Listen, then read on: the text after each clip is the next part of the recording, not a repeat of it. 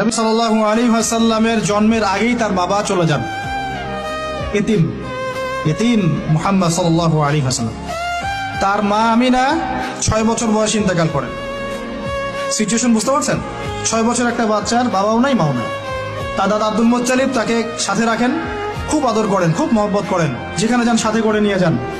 তিনি নেতা মানুষ, তার পাশের চেয়ারে তাকে বসতে দেন, বলেন আমার এই নাতি একদিন সাইয়্যেদ হবে, নেতা হবে, এই কথা বলেন। তিনি ইন্তেকাল করলেন 8 বছর বয়স। তারপরে দায়িত্ব পেলেন চাচা আবু তালেব। নাম কি?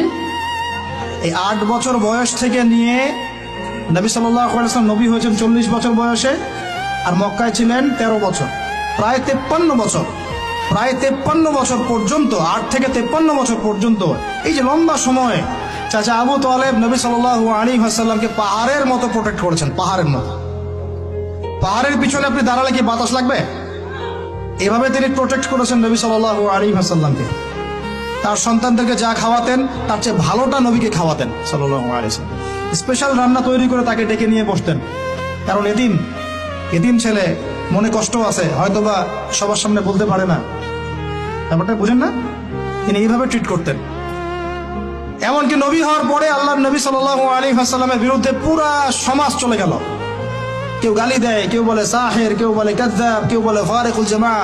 মানুষ গালিগালাজ শুরু করলো, নিন্দা গীবত তহমত শুরু করলো, অর্থনৈতিক বয়কট শুরু করলো, সামাজিকভাবে বয়কট করা শুরু করলো। এমন কোনো অত্যাচার নাই যা নবী সাল্লাল্লাহু আলাইহি ওয়াসাল্লামকে করা হয় নাই। বুঝতে পারছেন কথা? এইরকম একটা সিচুয়েশনেও চাচা আবু তালেব তিনি বলছেন, তারা তোমার দিকে আসতে পারবে না দলে দলে যতদিন আমি আবু তালেব দাফন হচ্ছি না মাটির তলে। কথা বুঝতে পারছেন? তারা তোমার দিকে আসতে পারবে না দলে দলে যতদিন আমি আবু তালেব দাফন হচ্ছি না মাটির তলে। এইরকম মানুষ চাচা আবু তালেব। মানে আমরা যারা এখানে উপস্থিত আছি, বাংলাদেশে 16 কোটি মুসলমান, সারা বিশ্বের যে এত কোটি মুসলমান, তার মধ্যে বেশিরভাগ মানুষকে যদি আপনি এক পাল্লায় রাখেন, চাচা আবু তালেবের অবদানটাকে আরেক পাল্লায় রাখেন, ওই পাল্লা ভারী হবে ইনশাআল্লাহ।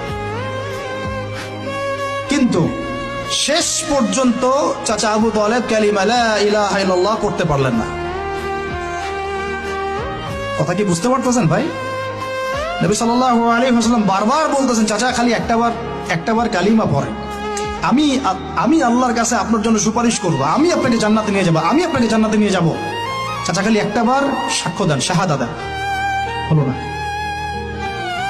হাদিসের মধ্যে আসছে চাচা আবু তালেবকে জাহান্নামের সবচেয়ে উঁচু স্থানে রাখা হবে, যেখানে তার পায়ের গোড়ালি বা টাকনু পর্যন্ত আগুনে পুড়বে, এতেই তার মগজ টকবক করে ফুটতে থাকবে। নাউযুবিল্লাহ। নবী সাল্লাল্লাহু আলাইহি ওয়াসাল্লাম বলেন, আমি যদি না থাকতাম তাহলে আমার চাচাকে আরো নিচে রাখা হতো। এত কিছু করার পরেও ইসলাম কবুল না করার কারণে এই অবস্থা হলো। এখন কি ভাই আমি বুঝতে পারছি যে আল্লাহ পাক যে আমাদেরকে বিনা জিজ্ঞাসাবাদ করেই মুসলিম পরিবারে জন্ম দিয়েছেন, আল্লাহ পাক আমাদের উপর কত রহম করেছেন, আমাদের কত কৃতজ্ঞতা স্বীকার করা উচিত। বিশ্বাস করেন, আমাদের যে সকালবেলা টয়লেট হয় না,